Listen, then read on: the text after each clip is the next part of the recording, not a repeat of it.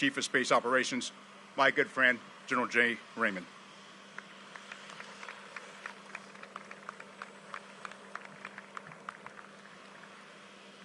Vice President Pence, thank you for your strong leadership and passion for the nation's space enterprise. Secretary Norquist, Secretary Barrett, General Hyten, General Brown, Colonel Walton, I couldn't be more excited to join you here today in just another average day in the United States Space Force. An average day making history, because that's what we're doing each and every day in the United States Space Force. Today, we are standing on hallowed ground. The history that resonates from the launch pads is palpable. Just 2 miles from here is where America entered the space race on 31 January 1958 with the launch of our first satellite, Explorer 1.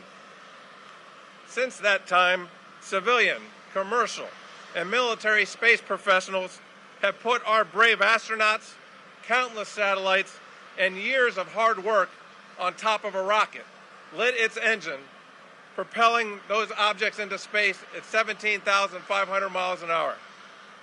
I've been in the space launch business for years, and I can tell you there's nothing that beats launch day. But it only marks the beginning of a mission.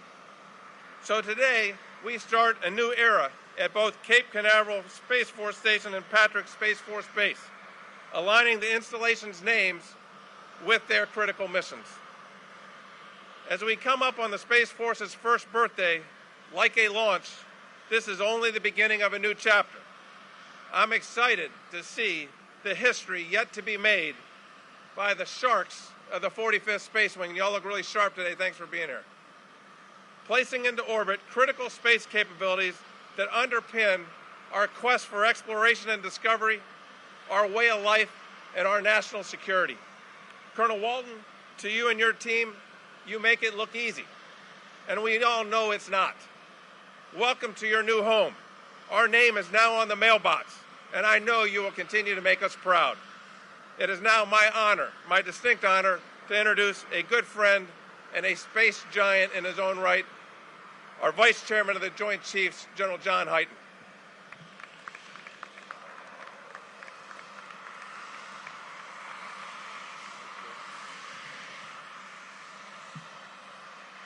Wow, it is good to be in Florida.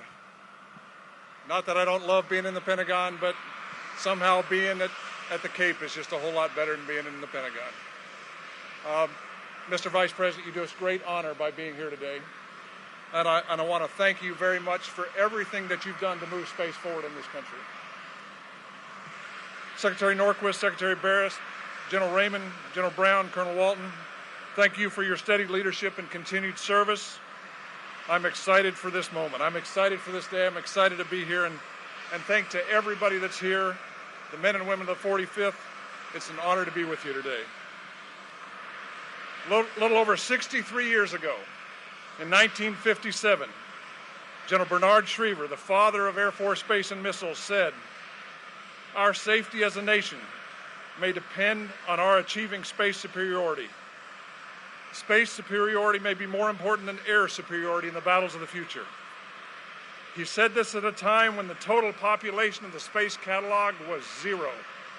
It was before Sputnik launched, 8 months before Sputnik, but he understood the importance of our space to our warfighting future.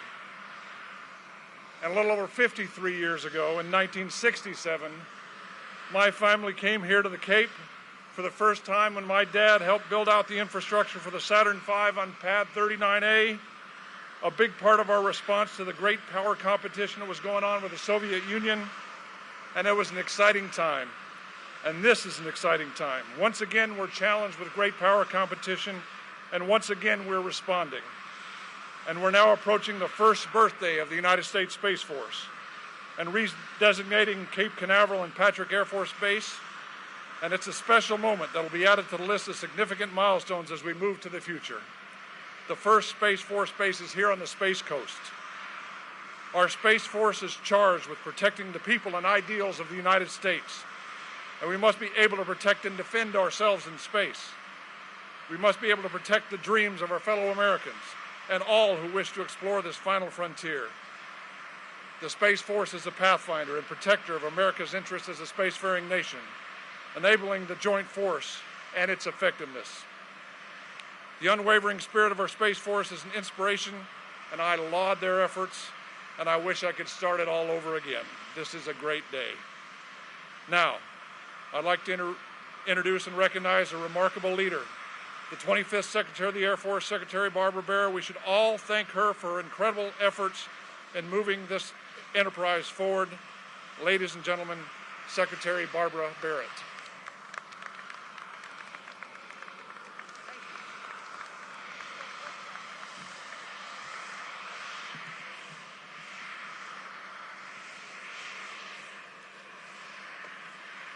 Thank you, General Hyten. It is fitting that historic Cape Canaveral and neighboring Patrick Air Force Base make history again today.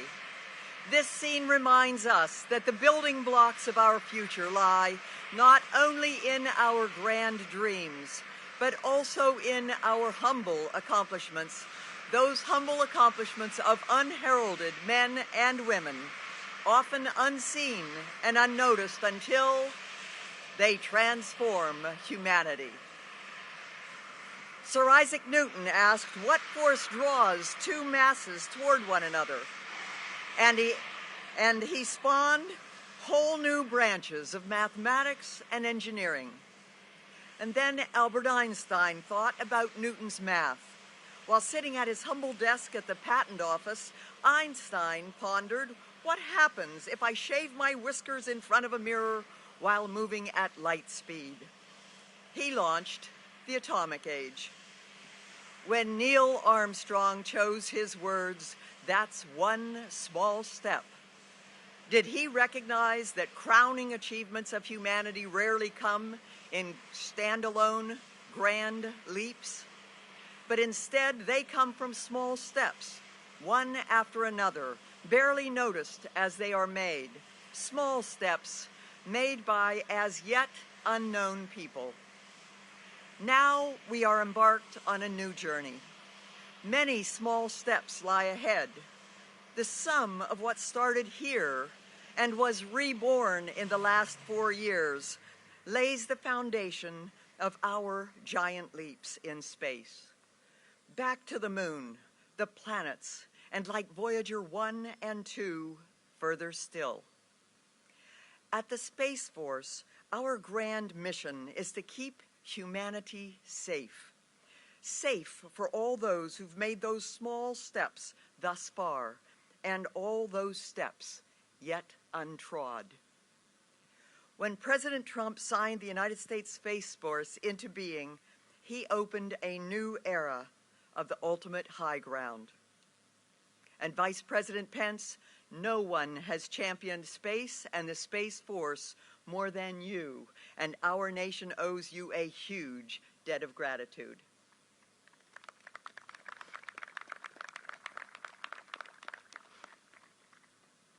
Another ardent advocate of this Space Force is Deputy Secretary David Norquist, who links each step of the Space Force to the National Defense Strategy.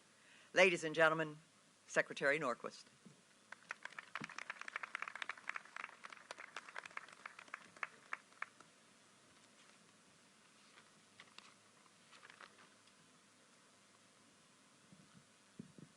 Thank you, Mr. Vice President, for inviting us to join you for this ceremony. It is an honor to be here with you, Secretary Barrett, General Brown, General Hyten, General Raymond, and Colonel Walton for today's unveiling. Our nation cherishes its history. We scrutinize mistakes, celebrate successes, and value the lessons we learn. While our past strengthens us, what defines our nation is how we look ahead. We innovate by nature and anticipate based on our experiences, qualities that have made our science and technology sector top-notch. They are why we are prepared to address any challenge. The National Defense Strategy is an excellent example of how we lean forward to face future challenges. Our strategy recognizes the rapidly changing nature of warfare. Deterring the high-end fight requires us to be ready to adapt while staying one step ahead of the problem. During World Wars I and II, war moved from land and sea to include undersea and air. Today, our battle space has expanded again. Recognizing that future conflicts will include the cyber and space domain, we elevated U.S. Cyber Command. In order to stay prepared, we knew it was imperative to enhance our posture in space as well. We took a bold leap into space when we created the U.S. Space Force, the first new military service in over 70 years. Establishing the Space Force gave the space mission a heightened level of attention and the resources needed for great power competition. It shows us where we need to go as we develop the capabilities suited for space as a warfighting domain. In under 1 year, we have made tremendous progress. I look forward to sharing these developments with you shortly at the National Space Council meeting. In conclusion, I want to thank President Trump for his vision and thank Congress for their support of this vital endeavor. Mr. Vice President, you have been instrumental in the effort to stand up the Space Force. I greatly appreciate your leadership, which has enabled the United States to remain a global leader in space. With that, ladies and gentlemen, it is now my distinct honor and privilege to introduce the Vice President of the United States.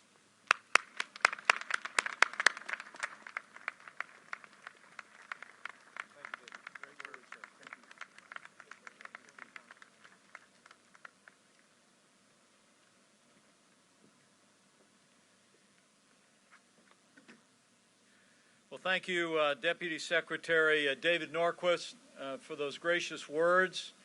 And I want to thank the Secretary of the Air Force, Barbara Barrett, General John Hyten, General C.Q. Brown, General J. Raymond, and Colonel Brandy Walton for their stirring words today, but more importantly, for their consistent service to this nation and for their leadership in space that will make the American people and our freedom more secure for generations to come. Join me in thanking all of those who've just spoken today.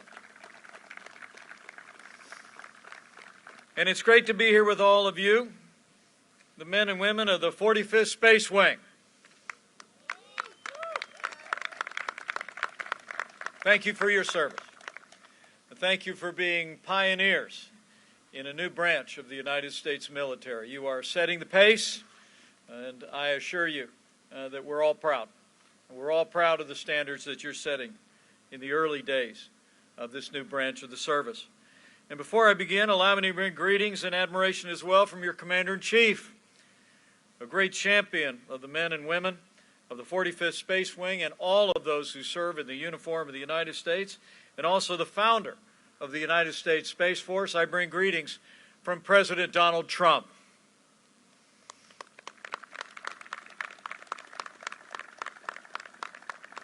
Before I begin and we make history, which General Raymond said is pretty much what you do in the Space Force every day, I wanted to mention an extraordinary American who's been on the hearts of people all across this country over this past week.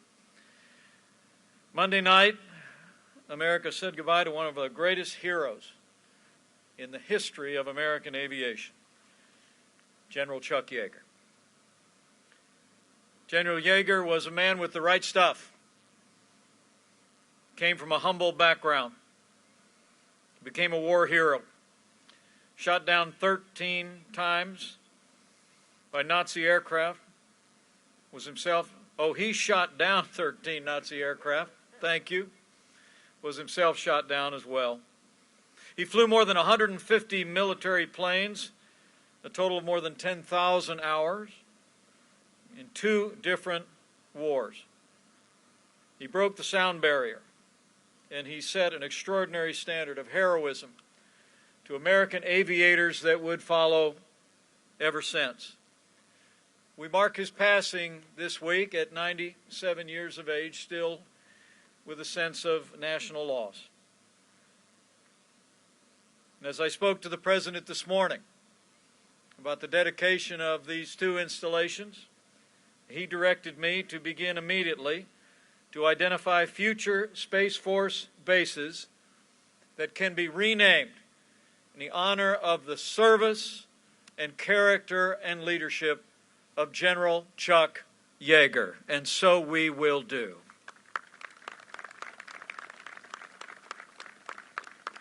America will never forget or fail to honor the pioneering spirit and the heroism of General Chuck Yeager. You know, from the first days of this administration, President Trump called for Americans' renewed leadership in space. It would be in June of 2018 that our president first called for the establishment of a new military service focused solely on threats in and from space. The idea was not a new one. For some 50 years, successive administrations and military leaders had discussed a new branch of our military, dedicated to ensuring national security in space, but time and again, those efforts went by the wayside. I submit to you, for all the kind remarks made for your Vice President from this podium today, it is a tribute to the leadership of President Donald Trump that just a year and a half after he called for the Space Force, he signed the Space Force into law, creating the first new branch of the American military in more than 70 years.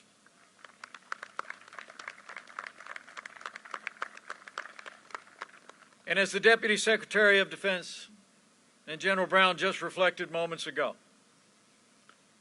since the advent of the Space Force, this new branch of our service has grown stronger each and every day. And that means America is growing more secure each and every day, thanks to those of you that are serving in the Space Force. In fact, I wanted to single out someone that's made an extraordinary difference.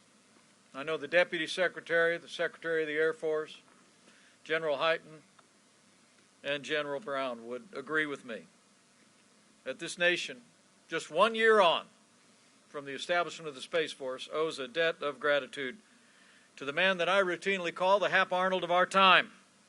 Join me in thanking the Chief of Space Operations of the United States Space Force, General J. Raymond. Thank you for your leadership, General.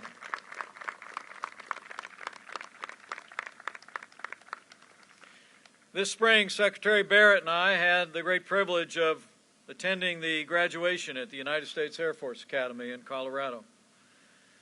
It was an inspiring moment. Those cadets had gone through a challenging time, as every American has in this past year.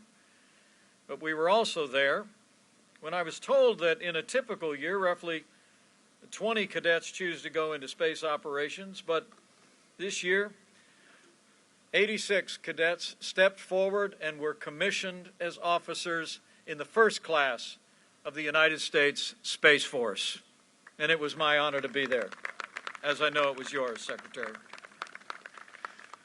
And I don't have to tell those of you in uniform, our progress in space security is more important than ever. Because as you all know here on the Space Coast, the United States faces emerging competition and emerging threats in space. Countries like China and Russia. And those threats are only growing each day. Space is a vacuum. But America is not operating in a vacuum as we exercise a leadership for our security and for our highest ideals of freedom in the outer expanse of space. The space race that began in the 1950s right here on the Space Coast continues to this very hour. We're in the lead, but we're not alone. The United States will never seek conflict. We will always seek peace through strength.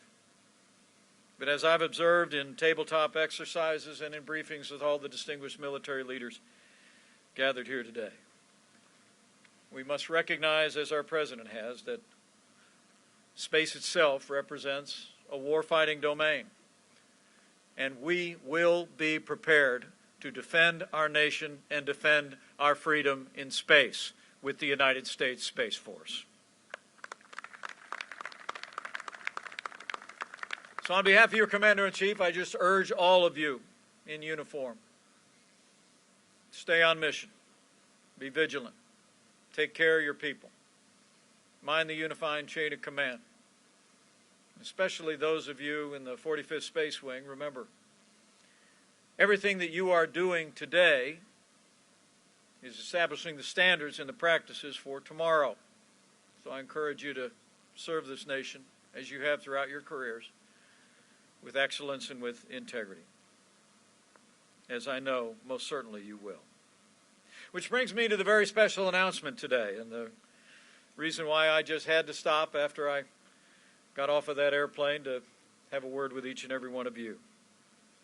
At this time, I'd like to ask the Space Force Honor Guard to step forward onto the platform and be prepared for the unveiling.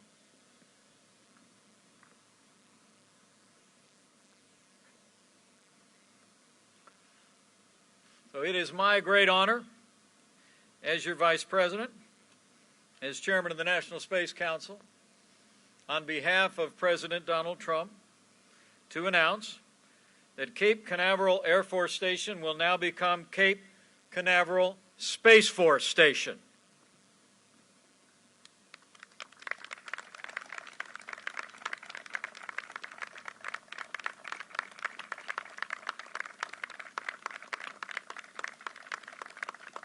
And just down the road, I'm also pleased to announce an Air Force base named for another pioneering general who actually founded the Army Air Corps. As of today, at the direction of the Commander-in-Chief, Patrick Air Force Base will become Patrick Space Force Base.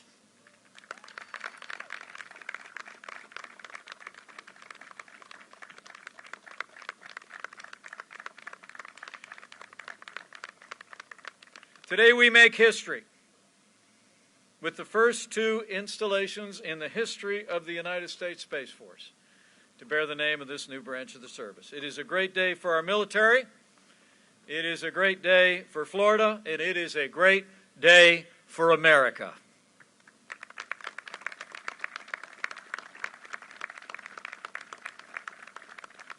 So to all of you gathered here today in the uniform of the United States, to all of you looking on from this great community, it's been my honor to be with you for this brief moment. It's just one more milestone in a journey that we began. We began a little bit more than a year ago with the establishment of the Space Force.